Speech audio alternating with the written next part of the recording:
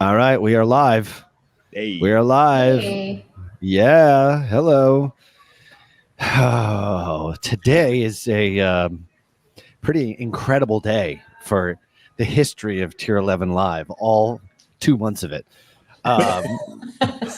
Not only are we coming from like strange locations today, I am recording from a Starbucks in Charlotte, North Carolina. We've got John Moran coming from hurricane not torn, Georgia, the coast of Georgia? Savannah, Georgia. Yep. Having escaped. He'll be living there permanently now as a new Florida resident. And our special guest, which we've been teasing all week, I know you guys have just been dying of anticipation, is none other than Lauren Schwarz, the newest member of Tier 11, formerly of Loft 325, the incredible, amazing, brilliant creative agency that we joined forces with and announced this past week. So welcome to Tier 11 Live for the first time besides just me and John. It's about time somebody else did something on this show, not just me and him. Lauren, and welcome to Tier 11. Yeah, thanks. Thanks for having me. Thanks for having me on the show. Thanks for having me as part of Tier 11. All the things. Well, you're bringing a hell of a lot more class to the whole organization just based on your background and the fact that you're not, calling in from a coffee shop with people walking by behind us. But anyway, today's show, we're going to be talking about, we've been very traffic focused, John Moran. We are guilty of this. Me and you are traffic guys, although I am a bit of a creative. I'm not that good at it, but I understand the value of it, first off, and how important it is for our clients to get the results that they're looking for. But the reason why Loft 325 became a part of Tier 11 is because when we look at our conversion engine, and we've referenced that page many times, one of the biggest gears is the creative gear, which is something that I think has been a major shift in media buying and just in digital marketing in general in the last 10 years. It's almost going back to the days of pre-algorithms, pre-Meta, pre-Google. And in the last few years, we've actually sort of gone back more towards the differentiation in marketing, the differentiation in message, how you actually approach cold traffic audiences with a hook that pulls different avatars, different ways in which to approach the same problem or create a solution is all done through creative. And on the back end, it's the mechanics of that are done through media buying. So the two of them work in concert with each other. And I've noticed that a lot of agencies have everything very much siloed, is that they have media buying in sort of one hand, and it's sort of this power struggle between the two sides, between creative and media buying. And our goal here at Tier 11 is to bring a world-class team of creative alongside a world-class team of media buying, all tied together with data so that we're looking at the same stuff and ultimately getting the results that we want for our clients. And hopefully you, the YouTube Live listener, might learn a few things along the way here. So that's the whole goal, and that's why we did what we did, and really excited to have you on your first YouTube Live. Without further ado, we have gotten pretty heavy into the mechanics of a number of different campaigns in the past, but this is sort of the ongoing one on the meta side of the equation, John, which we did for a friend of ours, and their campaigns are working really well. Mm-hmm. But what we noticed is that they could probably use a significant facelift and or conversion lift if they maybe up their game on the creative side. So today we're going to be delving into that campaign, which you can just give a little bit of a summary on for people who are not familiar with it. You can obviously go back and watch the previous Tier 11 Lives. And then Lauren is going to give her real-time critique, and or we might even do some special things here. We might even create some ads for these guys, sort of just as a case study here. So, John, maybe if you could kick it off and just explain, what this campaign has been all about, what the company is, what they're trying to do, and just sort of how you've been able to get them to a certain level of scale thus far. Yeah. So I'll hold off on sharing screen for a moment, but the company is a supplement brand in the pet wellness space. They focus on both dogs and cats, probably about a 60-40 split between dogs and cats, sometimes 70-30, but dogs usually just perform better. People just care about dogs more often, apparently, is what it seems like. But what we're doing is using a sort of a creative testing framework, but as our main campaign.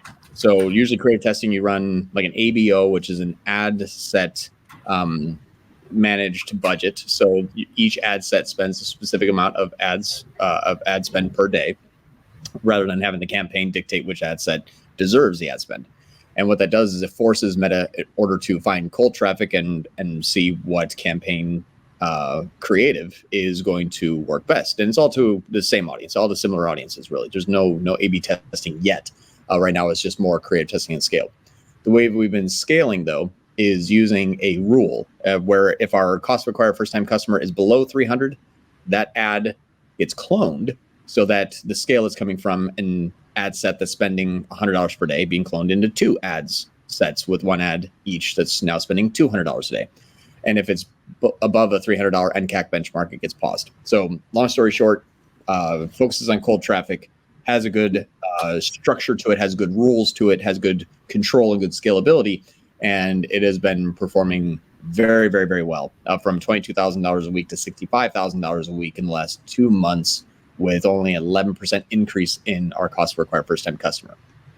But as long as these campaigns have been performing, the creative has been mostly UGC. There has been last week a new round of creative that just went live that was 4 UGC ads and 1 non-UGC ad. And so far, the UGC ads have been outperforming the non-UGC, where it's more, more focused on product and the image of the product, the price, and what it does, and yada, yada, yada. But for whatever reason, the UGC always outperforms it, even 3-to-1 in click-through rate. Our product focus ads get a 0.5. Our UGC focus ads get a 1.5. Why? I don't know. So that's where I think the traffic strategy is working very, very well. The creative strategy right now, we're sort of just creating creative to keep up with scale. And so that's where Lauren, you would be coming in to say, okay, if UGC works, to get kind of your initial, live thoughts on the creative. And so, we kind of do things a little bit, off the cuff here, which is why I think people enjoy this. You kind of get to see the real time workings of how the Tier 11 framework comes to life. Yeah. Oh, are you talking, Ralph? Ralph, we can't hear you. I was muting my mic there. Are you guys hearing background noise or no? Now I'm not. No. Of course, as soon as I say, are you hearing background noise, they cut the music here in Starbucks. So I'll be on mute every now and then. But I just wanted to say, we've gone through this campaign for 2 weeks in a row, sort of, actually not necessarily 2 weeks. I think it was 2 weeks in a row. And we've never revealed the creative. So it's kind of like we've all talked about media buying strategy. So there is media buying strategy for sure, but if you can get both of these things, media buying strategy and kick-ass creative working together, it's nirvana for an online business. And then you're able to sort of read the tea leaves through data that gathers and actually figures out exactly what channel is doing what, where, and eliminating your unattributed or your unknowns through a third-party data source. It's does it get any better? It's almost like it's back to 2015, 2016 when things were easy. So that's our goal here, is to not just get to a good level of success, but how does creative and traffic work together in order to just 10x? It's 1 + 1 = 3 as opposed to 1 + 1 = 2. And that's what great creative will really do. So maybe, John, you can reveal the creative at some point in time. But I just wanted to say that because I think a lot of the folks that are on this call and have been in the last few months have been very traffic related. And it's time to sort of shift your focus a bit. If you're traffic centric, there's much more to the world and much more to success than just a cool traffic strategy. because the creative is so vitally important. Well, what I'll do too is I'll share screen. I'll just share a few examples. And so I think, there we go.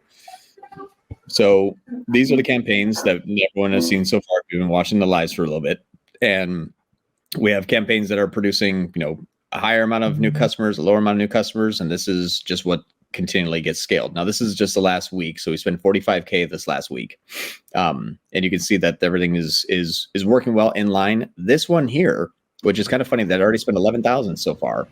That went live on October 6th. So what's today? October 11th. So it's been live for 5 days. Doesn't look too hot. At 654, it looks fairly poor. Now, what's funny is the ones that are working well are already kind of cloned. The other ones have already been paused. So these are the ones that are already working well. This is kind of our first round of creative that is not UGC focused. So this is the one where it actually shows, kind of a pet that's not necessarily doing too well, and the pain aspect. So this is kind of like a pain version of an ad of is your pet in pain, and how it affects just the whole family, not just your pet. But this is the one ad that is non-UGC focused, and everything else has been UGC focused since inception. Now, what you'll notice though is that there's not a whole lot of image. I guess I would say it's kind of like before and after. Like this, there you have you can see the eye like kind of issues there, and then you can see the after. So there is a little bit of kind of explanations that happen, but some of these, even though they do well, sometimes it's just a picture of a dog and like a small caption. So I think pet owners also resonate with pictures of other pets or other owners' pets. A little bit of backstory, like Rosie is my 12-year-old German Shepherd, but the images are, they're fairly UGC focused. If you're seeing that in the story, it just looks like a German Shepherd staring at you, and you don't know why. So knowing that this is not a extremely visual product, the pet angle has been working well, but I think that there's probably room for improvement.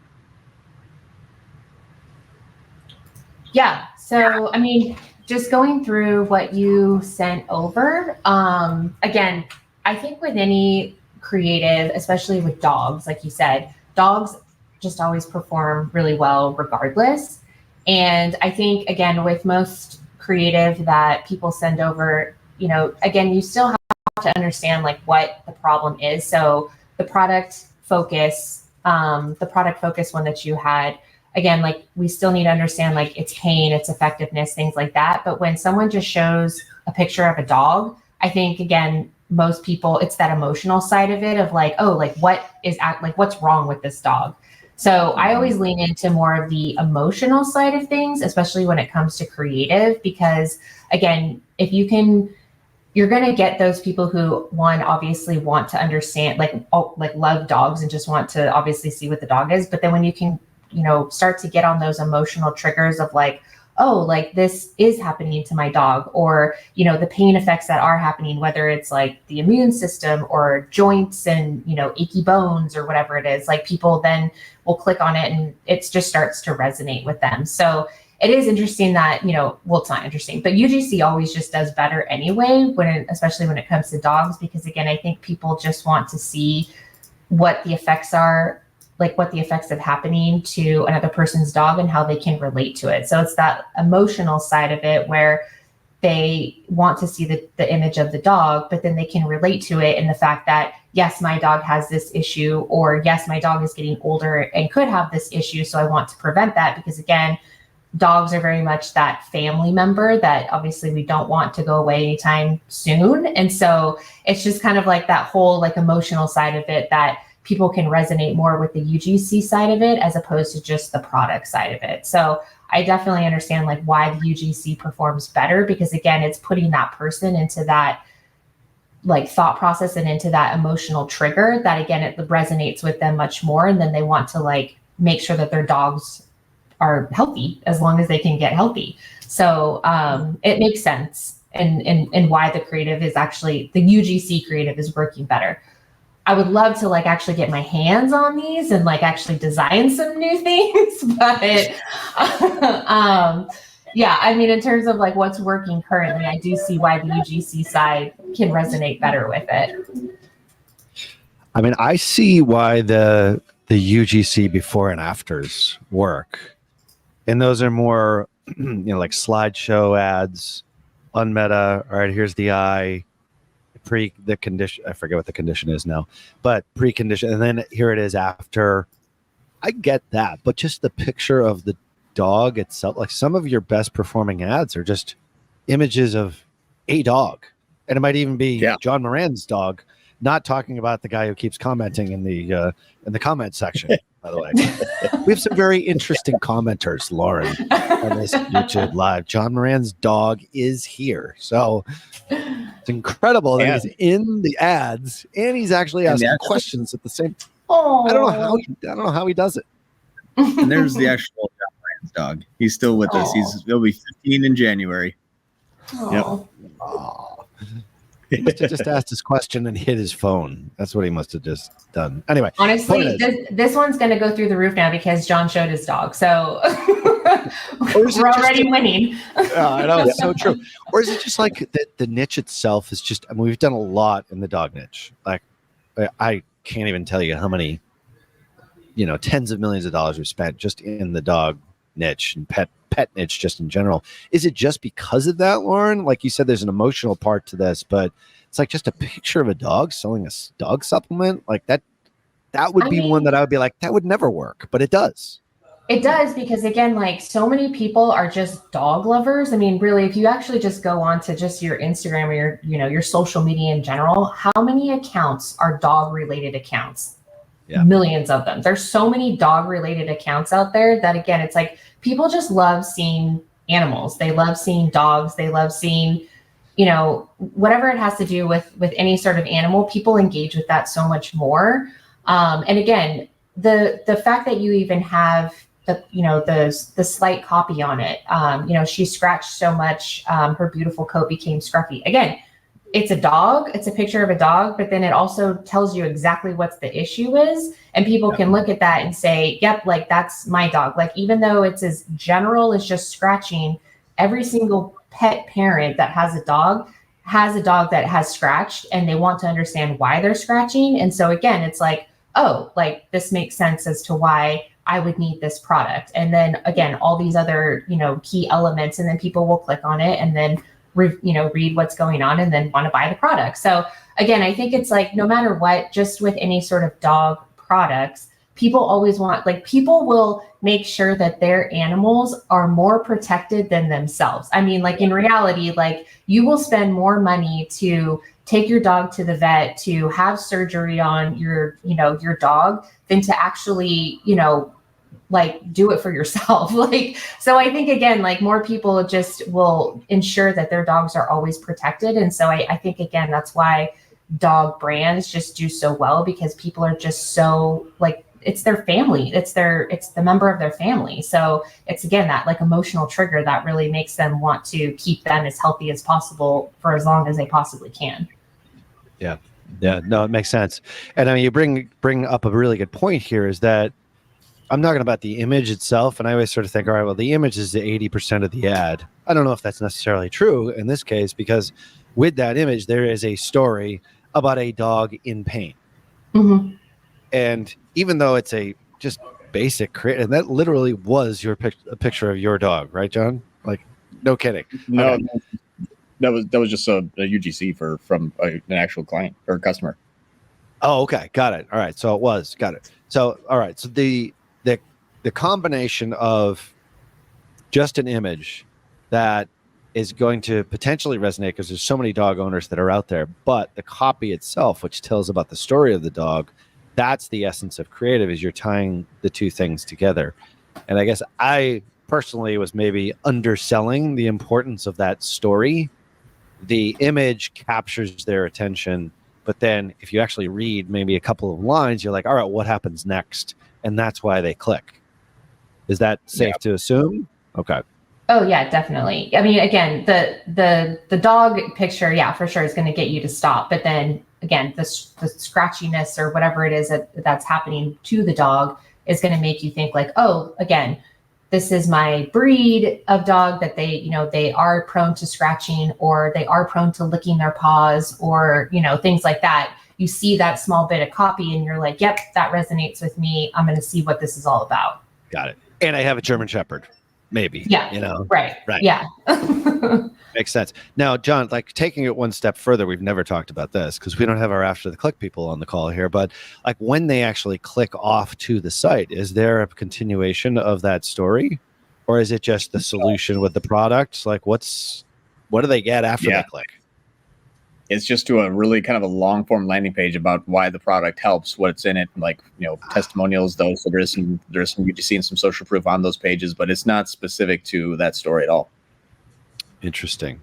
Mm-hmm. Okay. But again, I also think though too, it pulls on that emotional side again, and it pulls on that social relevance, like having those testimonials and the social proof. Like I always lean on the fact that on a landing page, even though it's a long form informational page, if people show that they've had great results with this, again, as a dog owner, as someone who wants, I want something to help my animal, like seeing all those reviews are going to be like, yep, okay, great. Like this person had great results, so I'm going to buy this product. Mm-hmm. Yeah, that's, in the e-commerce space, I think it's a lost art of, we know who this guy is. He's a pretty smart marketer. And the idea of actually selling something through a long form sales page for an e-commerce brand is, and then obviously there's continuity that goes along with it. That's a subject unto itself.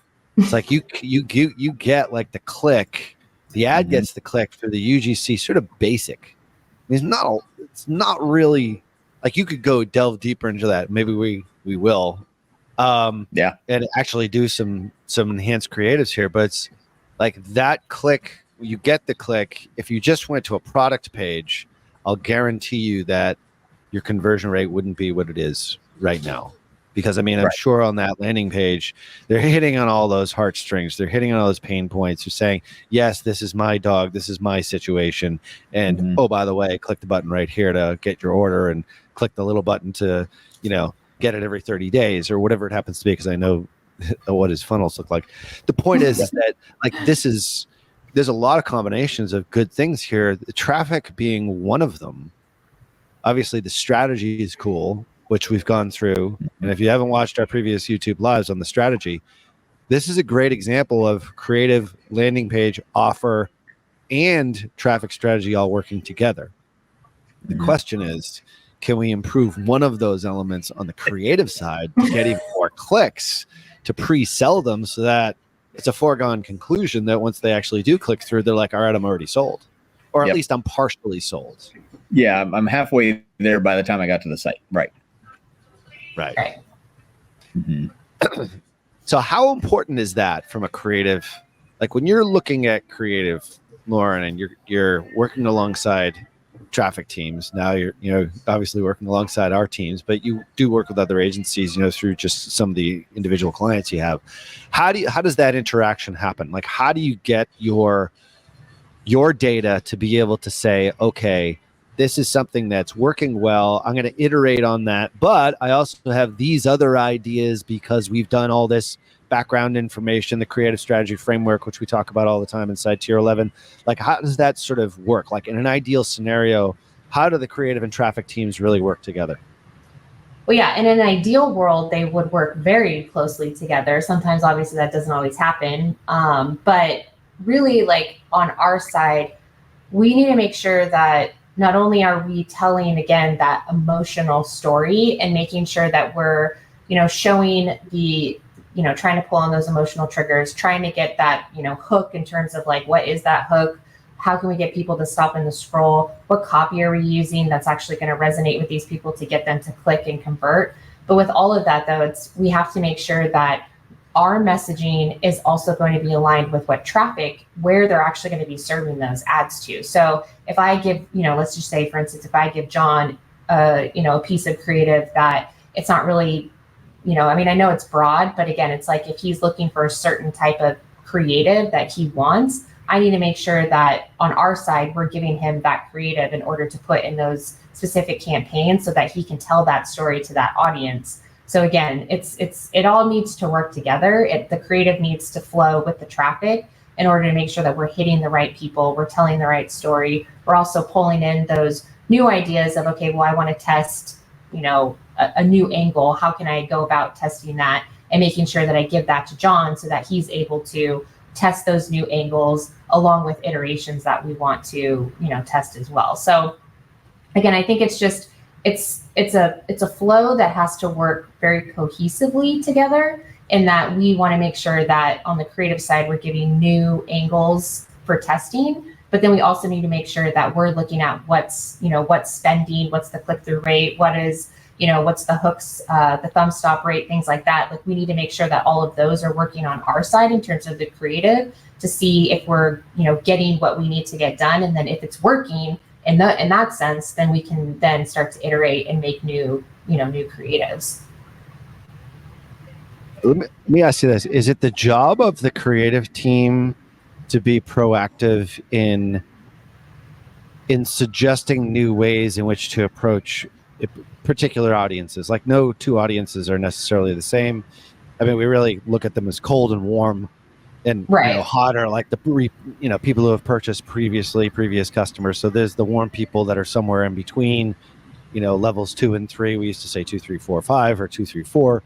Now it's level 1, which is cold traffic, and then there's warmish traffic who has visited the site before, which we all know the algorithms want to circle the wagons on those, traffic points, both Google and Meta and pretty much everybody, because that's the easiest stuff to convert. But when we're talking about like cold traffic, like, that's the thing. It's like, everybody used to make fun of me because I used to do these videos because we have cracked the code on cold traffic, because we figured out all these ways in which to actually use video when we're not using video on meta ads. And it's like, holy crap, all of a sudden we were converting like crazy back when all you had to do is just put an image in an ad and you'd still convert. The point is that, like, how do you actually, is it the job of the creative team to be proactive, or is it more of a team? Because you have to be able to understand media buying on the creative side. And I think media buying needs to be able to understand creative and what it brings to the equation. Right. Whose job is what, and where's the dividing line between the two?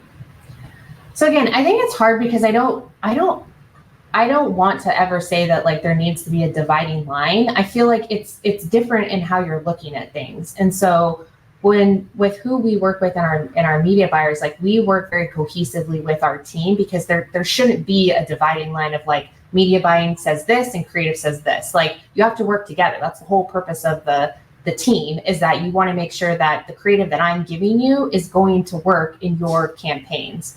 And so I never like to say that there should be a dividing line, but I do think that the creative strategist needs to understand what the media buyer is doing, because yes, the creative strategist should be able to come to the table and say, this is what's working in terms of creative. I'm going to give you the iteration. I'm going to give you the new concept. Like, they need to be able to come in with valid results in terms of the data that they're looking at. So on our side, on the creative side, Brenda, who's our creative strategist, she's amazing. She literally comes into every client call with, these are all of my suggestions for all of the iterations. This is what I want to do. And then again, these are our new concepts that we're going to be sending over to you. Like, how does this align with like the strategy that we're working towards? And from there, the media buyer will say, yes, like, let's add these iterations in, like, or, give their thoughts in terms of how the new concepts are going to work. And then really, it's just super collaborative. Like, that's what the goal is that you want the creative strategist and the media buyer to be very collaborative, because at the end of the day, the goal is to get people to purchase. So if they're both on separate pages, then it's like, at the end of the day, it's just not going to be a cohesive team. So from a creative strategist standpoint, they need to understand, like, if we're retargeting audiences versus cold traffic audiences, but then again, like, cold traffic is never really truly cold. Right. It's like lukewarmish, at the best case scenario, because you're still gonna, just the way the algorithms work. But everyone on this call knows that. So how much do they need to know? Like, I always sort of think the type of creative that you're going to churn the most is always at the top of the funnel, with people who don't know who you are, or maybe are vaguely familiar with the solution that you offer, or maybe you are one of 20 different solutions and they're maybe not even in the market for it yet. And your ad sparks that, oh, I didn't realize that was a problem. I didn't realize like my dog's eye, like dripping with that yellow gook, was an actual issue. Like those are the sort of the unaware that they have a problem audiences. Like, how does the creative strategist work with the traffic side, also knowing what level of traffic it is to be able to provide a solution to enhance results?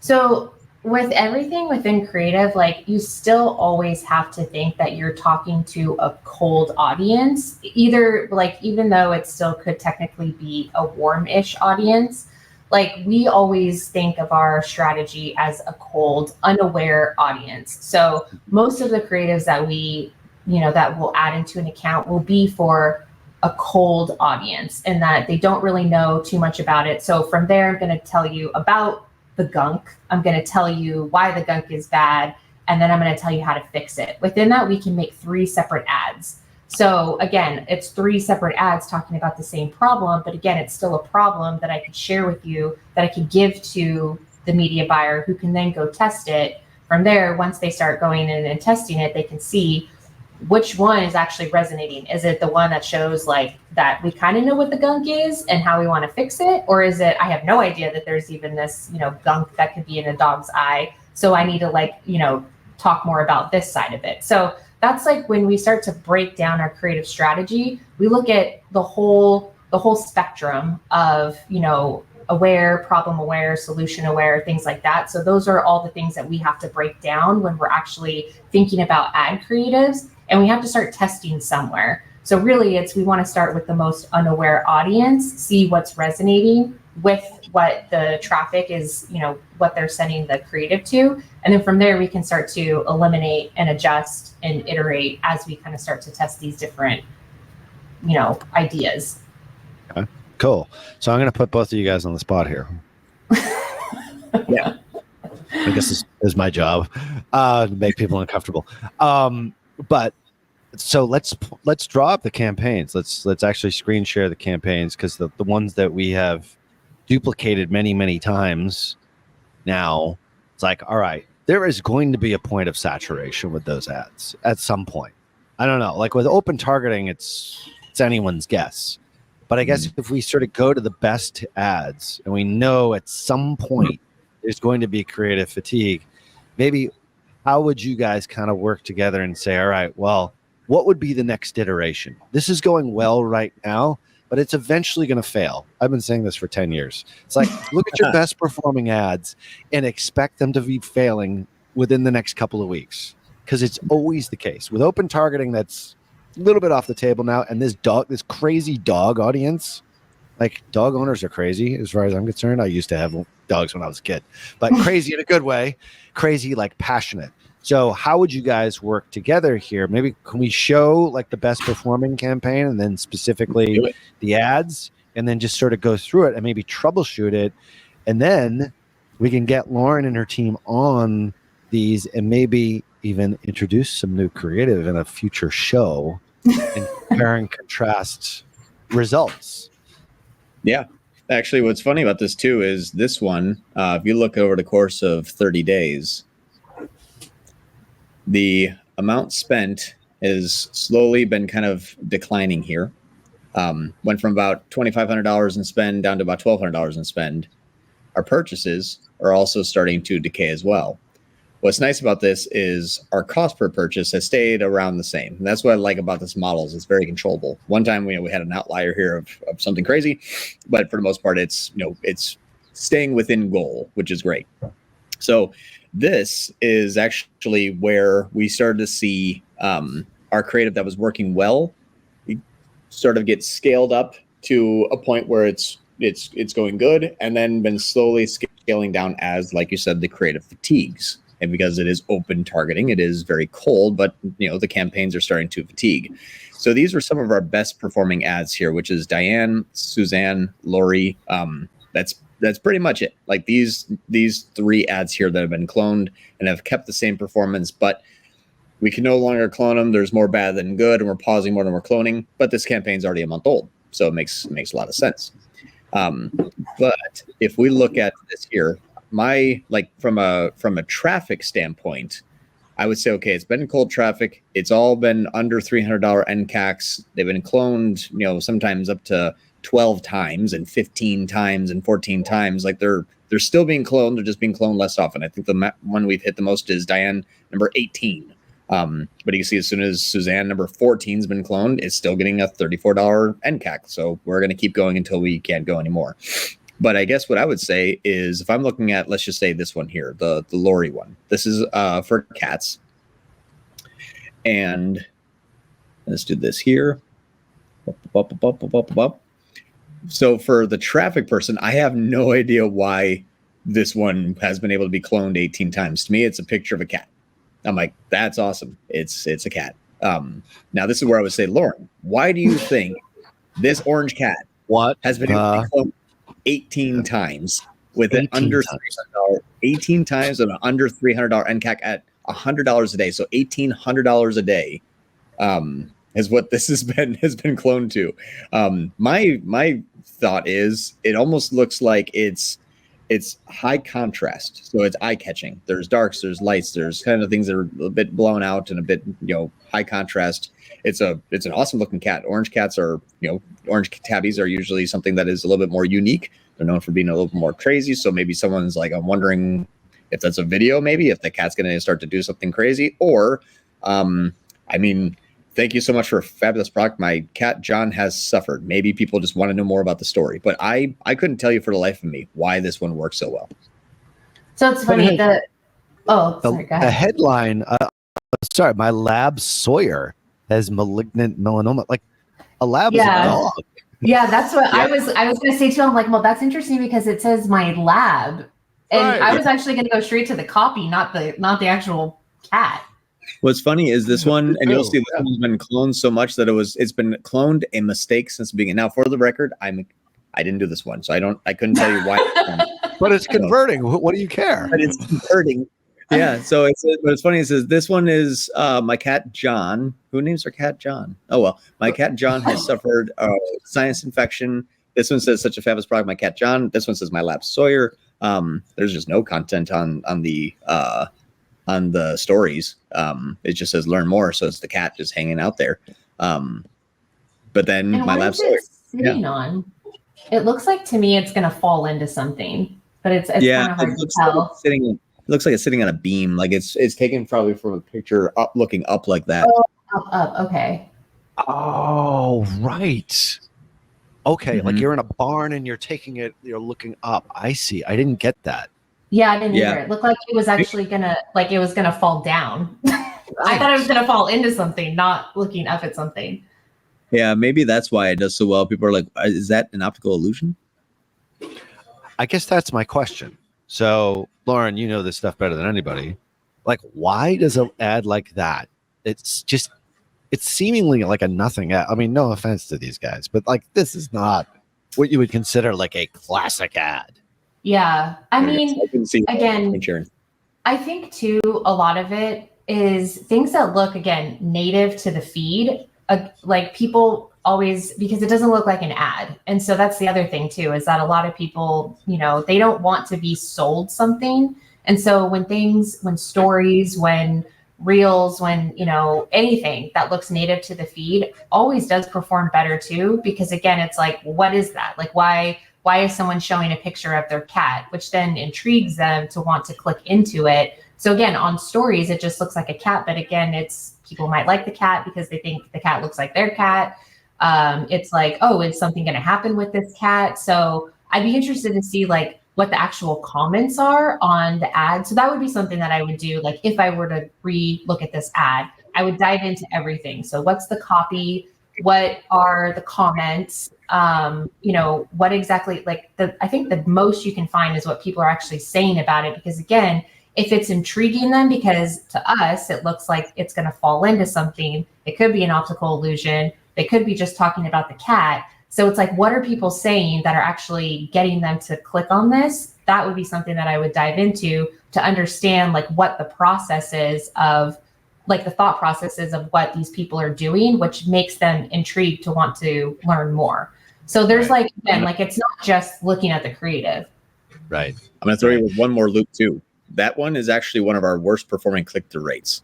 If you look at the click-through rates, everything else, it's the click-through rate all column is 10, 12, 12, 13, 10, 12. This one's got 8. And it's got one of the cheapest NCACs and one that we've been able to clone the most. Interesting. With the same headline too. The headline is, I'm getting caught up because it's talking about a lab, and then it's a testimony about the cat. Which again makes sense. I mean, if the click-through rate's bad, it's because again, it doesn't correlate. But then it's interesting that it's also one of the top performing ads. So again, that would be something that like I'd want to dive in further, because I'd want to understand like what exactly is going on where people are, stopping, looking at this ad in some way, shape, or form, and like what is it that's actually getting them to like, make this a top performing ad. Like that'd be something that I'd be curious to dive more into, like starting from the top of like what was the first ad all the way down to like the 18th ad of like why we cloned it, to see like what's the correlation there. This is a perfect case study in which we can actually take this and then figure out like what is the common thread, because the targeting itself really isn't like, it's not a non-factor here. Like we always say, all right, well, there's another factor because, that one was using this lookalike audience, or that was using that detailed targeting or whatever it is. Here, it's all open targeting. So it's like, this is a great case study for us to delve in deeper. I think my personal opinion is like there's a cognitive dissonance going on. And I remember when we were running ads for Perry Marshall, I know we're running out of time here. We had one ad that had in the first line, it had a typo. Thanks to my horrible typing. And it was the absolutely killed, absolutely crushed. And Perry's people were always like, you got to take that ad down. And Perry's like, do not take that ad down. Yeah. It's true though. Yeah. People like, for some reason, like we've had similar things happen too, where it's like, we've had a creative where we spelled one word wrong and everyone just like annihilated it. But then it again became one of the top performing ads. So it's like, the error that we made is bad, but also good. So, my God. All right. Go ahead, John. I just want to make sure we get to some of the questions here, but go ahead. My last point, we actually relaunched the same strategy on a different account. And this account has fantastic creative. What's interesting about this is I think one of the things that is helpful to this whole scenario, I'm going to share screen here. And then Ralph, can you just give me like a heads up when this is live? Because I can't see you guys anymore now. There it is. You're live. Cool. Perfect. Thank you, sir. So this is something that we actually 4 download speeds. He's doing this with 4 download speeds. Keep in mind, ladies and gentlemen. Actually, you know what? Let's do a quick internet speed test. Let's see where I'm at now. I am just for shits and giggles. Oh, it's a 3. It's a 2. All right. But if you go over the couch, it's like a 1. So stay on the bed, John. You're right. I know. I gotta stay here. So we redid this with and I'll just it's fine. I'll just redo the attribution.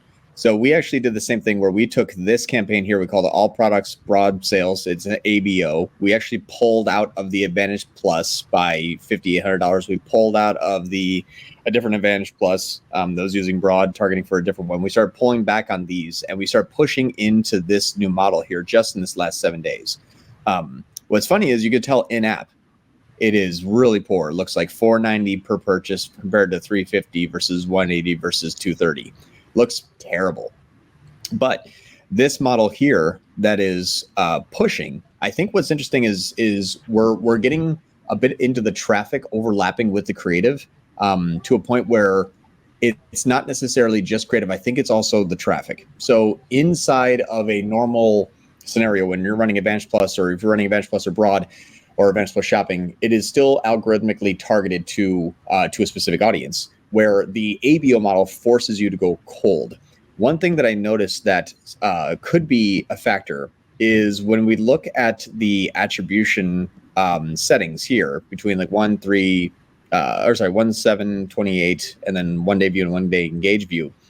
The model that is using the more cold traffic has a delta between 17 one-day click and 19 total purchases, where Advantage Plus is getting an 18 and a 31. So it looks like the audiences that are cold using a conversion-based bidding strategy is saying if this one starts to perform, the learning that it learns in a short period of time is exacerbated because we're no longer switching warm traffic between new and old creative. It's forcing us to go find more. So I think that when we're looking at the traffic that is starting to work well, Meta says, okay, I've tapped into an audience that resonates with this type of creative, and it just keeps finding more and more of those people at Clone, because I think they're starting to resonate quicker from a click attributed, and that's why this is being forced so well. So when we're looking even at this one here, where this is something that's been cloned a bunch, slide 6, 6, 6, 6, 1.3, 1.2, 1.1, I mean, it's all of these are all cloned the same way. And since we started this in this last 7 days, the top line performance has been fantastic. Last 7 days compared to the previous 7 days, we're 64% better in sales, 30% better conversion rate, 20% more orders, 33% higher AOV. And we're seeing at least just the social channel going up 154%, where Facebook specifically is up 248% for the same exact, users, basically a 10% difference. So I'm thinking that there is something else here that is at the behind the scenes, because this creative, fantastic. This one shot up performance 200% in the first week after switching over to it. But I think it's the conversion-based bidding strategy. When it taps into an audience, it no longer gets loved and then killed like you would with a CBO or with an Advantage Plus. It just, if it works well, it just locks in and stays static. And now it's going to be our job to just analyze this ad by ad and say, is there something unique here that people are tapping into? Yeah. It's kind of cool. That's why, and that's why, again, it's like, that's why creative needs to work with traffic in order to understand that and make sure that it works together. All right. So based upon what we've only sort of scratched the surface on this ad campaign. We haven't really showed like one or two. But what I would love to see is a part 2 of this in a few weeks, where we go in and create some creative. We'll do this comped for Chris when I see him the next time. I'll take some cash and distribute it to you guys. But anyway, the point is like, we want to see what can we do to make the stuff that they already have a little bit better, and getting deeper, delving into it using the expertise of the creative team at Tier 11 in order to figure out, all right, at some point that cat ad ain't going to be performing. Like, we all know that is the case. But what are the elements of the cat ad with the dog headline that we can take in order to scale it and to get to that next level of growth? That's what I'd love to see, and do it through a professional organization as opposed to just taking pictures from UGC, which is fine. You can certainly get to a point that way, but you also have to delve deeper. You've got a lot of data now that you can leverage in order to figure out what's the next iteration, what's the next step. Mm-hmm. So we will be doing a follow-up on this. I'm not exactly sure when, and even if it tanks, we're still going to show it to you here on Tier 11 live, because we're obviously broadcasting this from a Starbucks in Charlotte. We don't do this without a net, or we do it. Do we do it without a net? We don't do it without a net. All right. Well, let's get to some questions here. Are you guys okay with time if we go a little over, or we have a hard stop at the bottom of the hour? Okay. Because we got a hard stop at 10, but we can get through these pretty quick. Okay. We're good. Yep. All right. All right. So some of these might be traffic related. I think we're probably going to get more creative ones as they go along. Jose V asked this. By setting a TROAS target, is this telling Google to go after a level of traffic temperature, or is the TROAS purely to tell Google how much we're willing to spend on conversions? This seems like a John question. Yep, it's actually both. So a TROAS target, when you set a TROAS target, the less restrictive that target can be. So like 100%, 150%, the more that Google will get aggressive in their own CPC, but also the colder the traffic. When you start to increase your TROAS target, like don't spend any money on anybody you don't think is going to convert unless it's at a 400% or above, the audience goes from let's say 1 million people down to like 2,000. So when you set a high TROAS target, what you're asking Google to do is saying only spend money on people you really know will convert at this rate or above. So it's a much smaller audience, a lot usually warmer or even existing customers. So you'll get that result. It will just be at the sacrifice of scale. Makes sense. Michael Dodd, thanks for joining us from Denmark. John Moran's disciple, always a big fan of the show. Is there a difference between impression share? I have a feeling we're going to have Lauren's disciples coming on here soon enough. Is there a yes? Hey, you already have your own Slack emoji. Yep, I do. John doesn't even have one yet. I know, we got to make one. No, I know. He feels a little left out. Mine's really bad. It's really like, I'm like shaking my finger at people. Nobody uses that one. All right. John Moran's disciple says, is there a difference between impression share, e.g. in the campaign view, and the impression share in the auction insights? So sort of. There's different filtrations. So if you're looking at impression share from a campaign level, that is going to be that campaign's auction insights impression share. Now, the impression share is good, but impression share is really only telling you how often you're reaching the audience you're trying to reach with the restrictions or non-restrictions you have put in place. Impression share is okay. Click share is going to be the better measurement of market penetration. Impression share means if you have a TROAS target of 1,000, like you are setting super high restrictions and a daily ad spend of $5, you might get 3 impressions and 100% impression share, meaning the people you're eligible to receive impressions from, you have received all of them, but you're only eligible to receive 3 out of 1 million. So just know that impression share is saying how much market penetration are you making with the audience you have structured yourself set up to achieve. Cool. Ollie Lee Boy says hello, by the way. Welcome, Hey, Ollie. Michael Dodd is going to follow up with a question here from Denmark. You guys talk a lot about third-party tracking. Wicked, can you recommend at what spend level you recommend start using Wicked or similar tools? We have a mix of channels, TikTok, Meta, Google. It's a good question, actually. Yeah.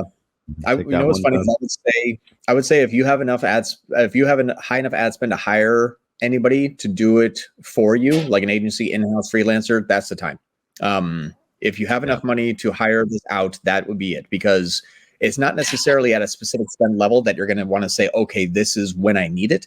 It's usually when you're handing something off to another person, you both are going to have to watch the same metrics, which is usually top line. But that person is going to be using a third-party attribution tool in order to know how much money to increase or decrease or adjust or reallocate, yada, yada, yada. That is going to be the point where you say, if I have to hand this off to somebody, I need to also see the same top-line metrics that they do and understand the reasons why they're making those changes. Yeah, I would say if you're single channel and it's simple, don't bother. I really do. Like, that's the only time I would say, like, I mean, I would say because of the cost of it, and I don't know how much you would get from it, and you're at a relatively low spend, like under like $20,000-$30,000 a month.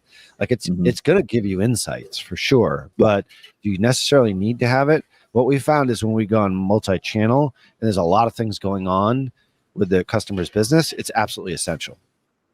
Yeah. So it's no longer optional, really. So, all right. Let's go to Roel. I think we always mispronounce his name. How do you avoid overspending on middle of funnel and bottom of funnel? Someone doesn't engage, click, watch, or whatever in X days. When do you cut them off?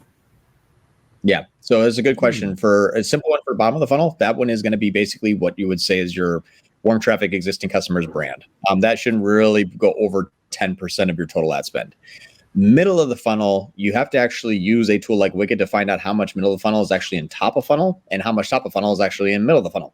Then that's, I think, the point that Ralph was making earlier, is that all the ad platforms right now are trying to go a mix between warm and cold so they can bring in new users and nurture them for you before they Google search your brand name. So you don't really have the control over it anymore. I usually like to take traffic splits rather than spends. So I usually like to have 70% of my traffic be cold, 20% of my traffic be warm, and 10% of my traffic being like your purchasers, your brand searchers, your real true bottom of the funnel. That is a good traffic split to start with. and then adjust as needed based on AOV and sales cycle. Yeah, makes sense. John Moran's dog, always welcome here on Tier 11 Lives. I would like to understand how the percentage of new visitors is calculated both technically and in terms of tracking of Wicked reports in Shopify, especially considering a GA4 has difficulties measuring.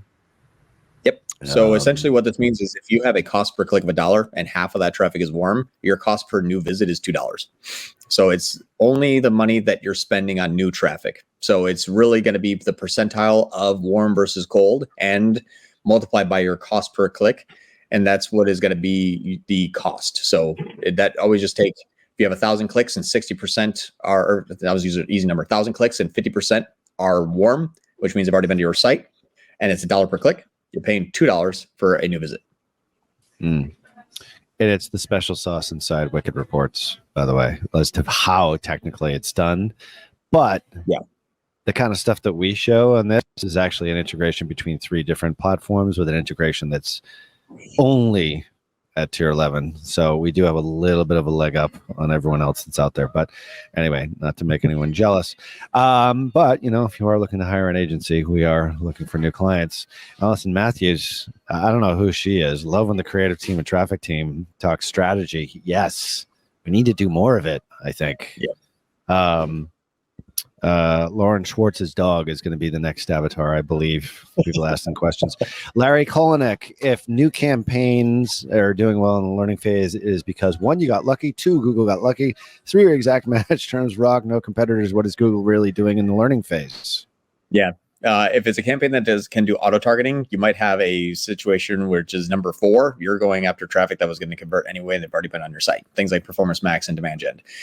If it's in learning phase and is doing well, what it's probably doing is trying to identify the level of spend that is going to also hit a good return, but also within your targeting. So there's a really long explanation for this, but if you're on maximize conversions, for example, know that that's probably going to start to dwindle out with efficiency, because Google is going to say, how much more can I bid before all of our profitability is gone? So how much more of your margin can Google take, for example? If it's, as you mentioned Google here, so I figured it was going to be all Google. But if it's on like a T-ROAS or a TCPA, it also could be that it's hitting a good sweet spot. That happens quite often, where it's in learning phase and it works well. Learning phase only really means, where am I adjusting my bid? And sometimes if you have good performance, the 4 of the 5 days of learning, you know, day 2 through day 5, is really not changing that much. It hit, actually did, you and Google both got lucky. Got it. Completely self-serving comment here by Brenda. Breeze play a part here too. And then part 2 of that is that Ralph is asking so many good questions. So, you know, points for her. Yep. She's my favorite question asking her today, by the way. All right, Carlos. Hi, team. I'm from Colombia. I would like to ask something. Advertising on LinkedIn could be costly. I have to consider that my product is aimed at the corporate sector. Would you recommend such an investment? Do you know of any alternative solutions I could apply? This is for both of you guys, I think. LinkedIn. Yeah. What do we think of LinkedIn? I'll go first just because I had a hard stop, so I will sign off if that's okay. Yep. LinkedIn is good. Here's my feedback for if you're looking at LinkedIn for a channel. Obviously, always measure top line, but LinkedIn gives you very little details as to why something did or did not work. So where Google will tell you, competitors are bidding too much, you have not as good market penetration, your positioning might be lower, whatever it may be. LinkedIn is just like, we spent $50, you got nothing. What else you got? Like, they really don't give you the reasons why it didn't work. And also don't really give you the reasons why it works. So if you were to invest in that channel, make sure that you're willing to invest a sizable amount of time, effort, energy, and money into that channel to make it work, which would actually be really good, because I would say the traffic on LinkedIn, fairly basic. I'm going to turn over to Lauren for more creative, probably how-tos on LinkedIn, because I think that's going to be 90% of your battle on LinkedIn, is going to be capturing someone's attention, because everyone's there just for me. I'm on LinkedIn because I want you to pay me. That's pretty much 90% of LinkedIn. Hey, how's your day going? You hire me? Like, that's what LinkedIn is. So you have to capture someone's attention to make it about them in a very, very, very specific way. And that is where I think that you're going to find some success, but it's going to be a lot of trial error and it's not going to be something that's going to be really obvious out the bat. But on that, I will have to head out. So I'm so sorry, everyone. But thanks, everyone, for joining here today, and we'll see you all Thank next you, John. week. Appreciate you. All right. Yeah. If we could get your thoughts on LinkedIn, and then we're going to wrap it up here, Lauren, that'd be awesome. Yeah, I mean, again, I would agree that I feel like it would be like the TikTok algorithm in that you have to create content pretty rapidly, and you'd have to make it so that it's very front facing where you're talking about the product, and it just seems very native to the platform. So I would go more that you'd have to be more on the content side where you're like showing up, talking about it, making it seem like you're not selling something, but more just conversational.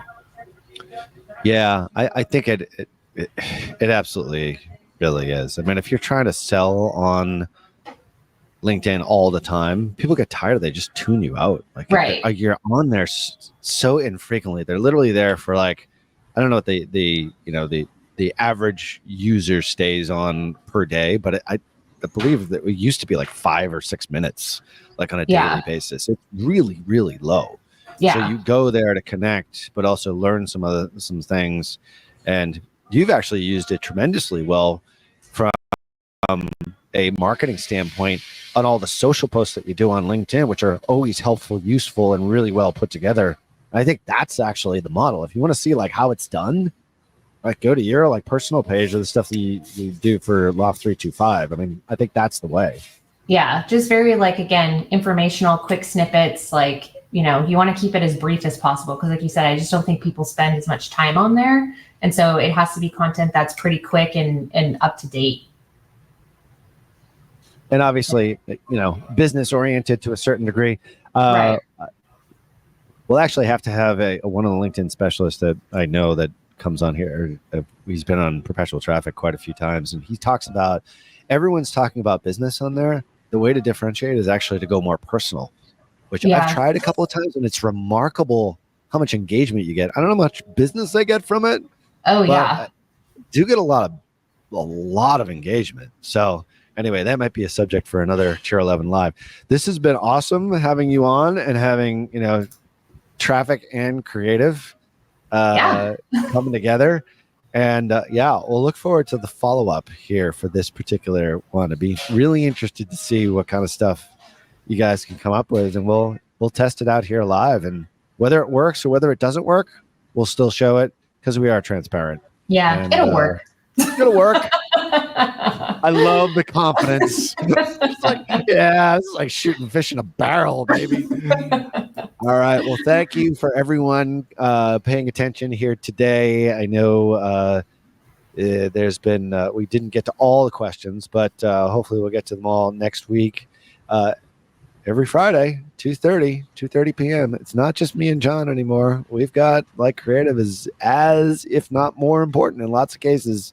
And we're going to be talking about a lot of that and just sort of widening our topics of conversation on these lives. So really appreciate everybody joining here today. So until next week, Lauren Schwarz, we'll see you then. Yeah, thank you. See y'all. Bye.